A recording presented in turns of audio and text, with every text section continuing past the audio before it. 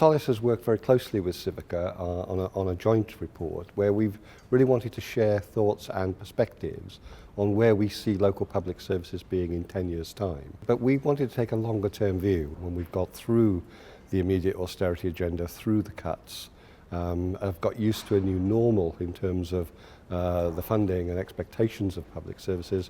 One of the big issues is population change itself. And demographics. You've got baby boomers, my generation, very demanding in their ways of the welfare state look like. We've got Generation X with a very different view, but still I think dependent in a sense on the state for many things and an expectation the state will be there to provide. But we've got Generation Y, and I think they have different expectations. We know that they're a technologically savvy generation, but also they have a very different value system. They're not great subscribers to the welfare state, and they'll look for people who can help them self-serve. And I think that all of that starts to create a very different set of pressures. For the first time, you're going to get a 4-generation family, and each of those generations, different expectations, and all competing for a share of shrinking resources.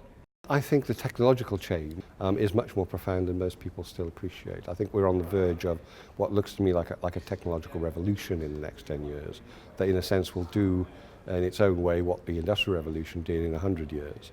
And I think the way that's going to permeate every aspect of people's lives, we're only just seeing the beginnings of. That notion of self-service, instant access, convenient, joined up, accessible, from a mobile device anywhere, anytime, is going to place huge demands on local public services that are still in the process of making their websites interactive. And I think automating, for want of a better word, many of our processes is something that the public sector have been slow to pick up compared to the private sector. We're just starting down that road now, but I think it's going to be very significant over the next 10 years as a shift in the way we do almost everything, where we can equip our frontline workers to stay in the field, almost indefinitely with handheld devices where they will have everything they need to operate that way.